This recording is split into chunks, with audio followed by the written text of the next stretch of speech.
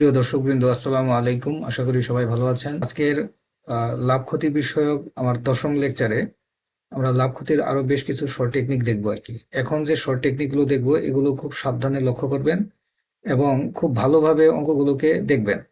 ঠিক আছে, এখান থেকে অঙ্ক কিন্তু পরীক্ষায় থাকবে। আমি উদাহরণ খুব কম দেখিয়েছি, একটি মাত্র করে আমি সাধারণত উদাহরণ দেখিয়েছি এবং এগুলো কিন্তু প্রচুর পরিমাণে অঙ্ক এসেছে। আমি এতগুলো অঙ্ক উঠাইতে পারিনি। ঠিক আছে, কয়েকটি অঙ্ক উঠিয়েছি। আপনারা দেখবেন, বিভিন্ন বইগুলো ঘাটবেন, দেখবেন যে এই অঙ্কগুলো আপনি পাবেন। ঠিক আছে, অহরহ এই অঙ্কগুলো পরীক্ষায় এসেছে।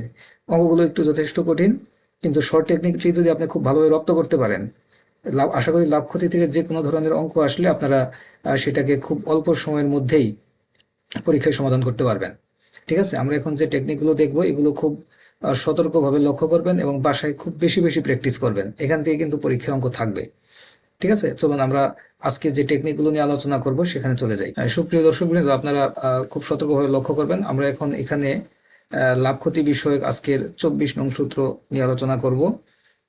এখানে লাভ ক্ষতি থেকে আমি প্রায় 6 থেকে 7টি সম্ভবত হচ্ছে, এর আগে 3টে, আজকে 4টি আমরা শর্ট টেকনিক দেখাবো আর কি। এবং এখান থেকেই আপনি কমন পাবেন। হ্যাঁ, আজকের সব মিলিয়ে আজকের এই এখনকার যে লেকচারটি খুবই গুরুত্বপূর্ণ এবং লাভ ক্ষতির বিষয়ে এই অঙ্কগুলো খুবই সাবধানে লক্ষ্য করবেন।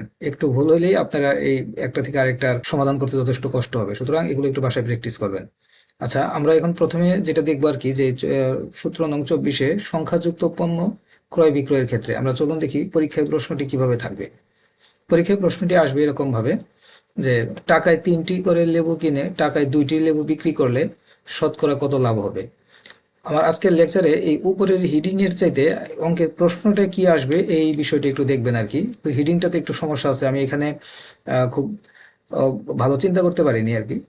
ঠিক আছে, আমি ভিডিওগুলো খুব দ্রুত আপলোড দিয়েছি আপনাদের জন্য, এ কারণে এখানে এই হিডিংটা আমি খুব বেশি চিন্তা করতে পারিনি। সুতরাং আপনারা অঙ্কের আমি যে প্রশ্নটি দিয়েছি অঙ্কের এটি ভালোভাবে লক্ষ্য করবেন আর কি। ঠিক আছে, আচ্ছা তাহলে টাকায় 3টি করে লেবু কিনে টাকায় 2টি বিক্রি করলে শতকরা কত লাভ হবে, ঠিক এরকম অঙ্কগুলো থাকবে। তো এটার ক্ষেত্রে শর্ট টেকনিকটা কি হবে, অর্থাৎ শতকরা লাভ হবে কত, যেহেতু শতকরা কত লাভ হবে, এখানে নির্দিষ্ট পণ্যে ক্রয়কৃত সংখ্যা এবং নির্দিষ্ট মূল্যে বিক্রয়কৃত সংখ্যা ডিভাইডেড বাই নির্দিষ্ট মূল্যে বিক্রয়কৃত সংখ্যা ইন্টু 100। ঠিক আছে, তাহলে নির্দিষ্ট মূল্যে ক্রয়কৃত সংখ্যা হচ্ছে 3টি করে লেবু কিনছে। ঠিক আছে, কয়টি লেবু বিক্রি, নির্দিষ্ট মূল্যে বিক্রয়কৃত সংখ্যা কয়টা, 2টা বিক্রি করছে। নির্দিষ্ট মূল্যে বিক্রিত যে লেবুর সংখ্যা ওইটা দিয়ে ভাগ করলে, 100 দিয়ে গুণ করলে এই লেভেলের যে অঙ্কগুলো আছে এগুলো সমাধান করা যায়। ঠিক আছে, 50% লাভ হবে। ঠিক আছে, আমরা চলুন আরেকটু অঙ্ক দেখি এখানে। যেমন টাকায় 6টি লেবু ক্রয় করে 5টি বিক্রি করলে শতকরা কত লাভ হবে। খুবই খুবই ইম্পর্টেন্ট অঙ্ক এগুলো। ঠিক আছে, এই এক লাইনের অঙ্ক পরীক্ষায় আসবে। এটা যদি আপনি নিজে ম্যানুয়াল সিস্টেম গুলো করতে যান অনেক সময় নিবে, পরীক্ষায় ভুলও সম্ভাবনা আছে। সুতরাং এই ক্ষেত্রে আপনাকে এই টেকনিকটা মনে রাখতে হবে, কিন্তু এই টেকনিকটা কিন্তু আপনাকে আপনি একবারে মনে রাখতে পারবেন না। ঠিক আছে, এটা আপনাকে বারবার প্র্যাকটিস করতে হবে। আপনাকে আপাতত এখন অঙ্ক করতে গেলে মনে হবে যে খুবই সহজ, কিন্তু পরীক্ষার সময় কিন্তু ভুলে যাবেন। ঠিক আছে, এটা খুব ভালো প্র্যাকটিস করতে হবে। তা ওইটার ক্ষেত্রেও ঠিক একই সূত্র আমরা প্রয়োগ করেছি, 20% লাভ হবে। আপনারা ক্যালকুলেশনটা দেখে নেবেন। এটা হচ্ছে 24 নং টেকনিক। আচ্ছা, আমরা আরেকটি টেকনিক দেখি। আমি এখানে যে বেশ 2টি অঙ্ক এর আগে করে দিয়েছি, আপনারা এটা দেখবেন এখানে, আরও নিজে নিজে অঙ্ক তৈরি করে, এরকম অঙ্ক তৈরি করে প্র্যাকটিস করবেন। ঠিক আছে, আচ্ছা আমরা আরেকটি নিয়ম দেখি, সেটি হচ্ছে লাভ ক্ষতি বিষয়ক, মানে সংখ্যাযুক্ত পণ্য ক্রয় বিক্রয়ের ক্ষেত্রে। এর আগেটা কি ছিল, সংখ্যাযুক্ত পণ্যের ক্রয়ের ক্ষেত্রে লাভের অংশটা, যে লাভ কত ছিল, এটা হচ্ছে ক্রয় বিক্রয়ের ক্ষেত্রে কি হবে। আচ্ছা আমরা প্রশ্নটা দেখি। আমি আজকেই বলছি, আজকে আমাদের লেকচারের সবচেয়ে গুরুত্বপূর্ণ বিষয় হচ্ছে যে পরীক্ষায় প্রশ্নটি কিভাবে থাকবে। ঠিক আছে, যেমন অঙ্কটি এইভাবে পরীক্ষায় থাকবে যে টাকায় 12টি লেবু বিক্রয় করে 4% ক্ষতি হয়, 44% লাভ করতে হলে কয়টি, 1 টাকায় বা টাকায় কয়টি লেবু বিক্রয় করতে হবে। ঠিক এইরকম রিলেটেড অঙ্ক আপনারা দেখবেন যে প্রচুর পরিমাণে অঙ্ক এসেছে বিগত সালে, এই ধরনের অঙ্ক আর কি। আমি আজকে খুব বেশি উদাহরণগুলো উঠাইতে পারিনি। লাভ ক্ষতি বিষয়ক অসংখ্য অঙ্ক এরকম পরীক্ষায় এসেছে।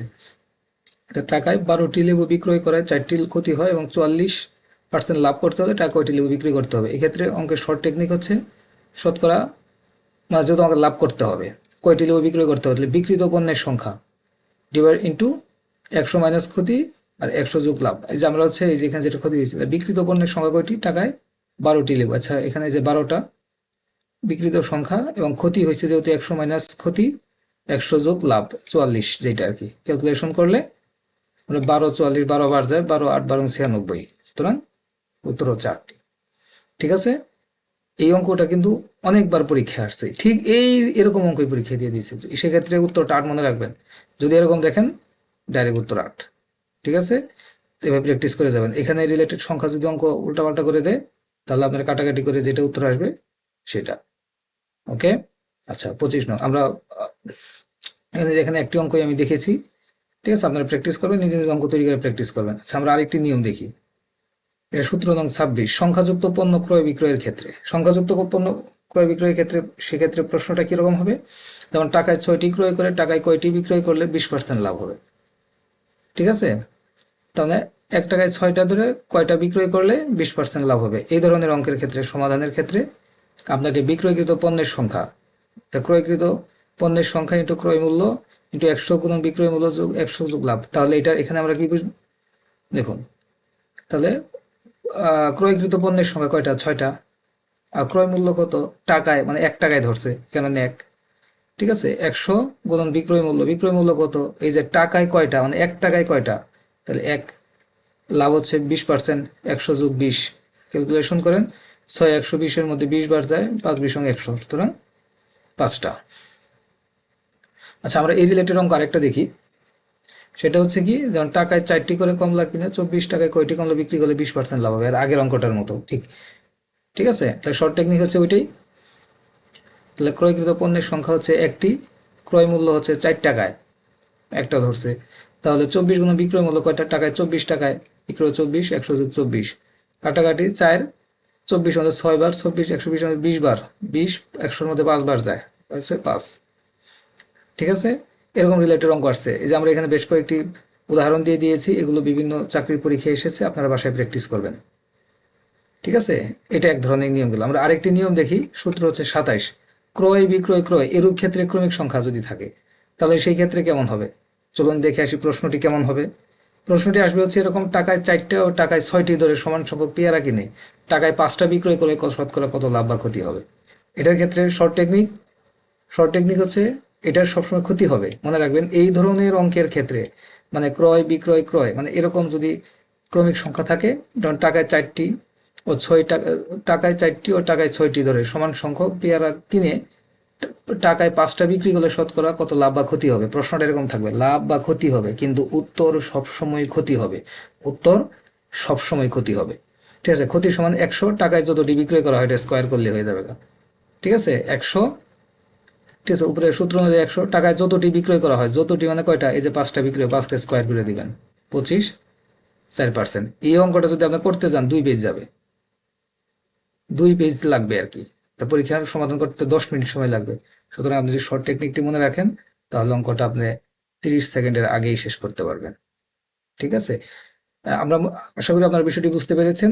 এখানে এই যে আমি বিশেষ দ্রষ্টব্য এখানে বলে দিয়েছি যে এই ধরনের অঙ্কের ক্ষেত্রে উত্তর সবসময় ক্ষতি হবে। উত্তর সবসময় ক্ষতি হবে, এই বিষয়টা মনে রাখবেন। ঠিক আছে, আমরা এখানে আরো 2-1টি অঙ্ক দিয়ে দিয়েছি, আপনারা এটা বাসায় প্র্যাকটিস করবেন। এই 2 ধরনের অঙ্ক পরীক্ষায় এসেছে। ঠিক আছে, এটা আপনারা বাসায় প্র্যাকটিস করলে আশা করি আপনারা খুব সহজেই পরীক্ষার মধ্যে অঙ্কটা সমাধান করতে পারবেন। যাই হোক, আজকে এই পর্যন্তই। লাভ ক্ষতি বিষয়ক আজকের 10ম লেকচারটি শেষ করেছি। আশা করি আপনারা লেকচারটি ভালোভাবে লক্ষ্য করেছেন। এগুলো বাসায় প্র্যাকটিস করবেন। আশা করি লাভ ক্ষতির অঙ্ক এখান থেকেই থাকবে। অঙ্কগুলো ভালো করে রপ্ত করতে পারলে পরীক্ষার মধ্যে আপনারা খুব সহজেই এই অঙ্কগুলো সমাধান করতে পারবেন। আমরা পরবর্তী লেকচারে অন্য কোনো শর্ট টেকনিক নিয়ে আলোচনা করব। আজকে এই পর্যন্তই। সবাইকে ধন্যবাদ। আল্লাহ হাফেজ।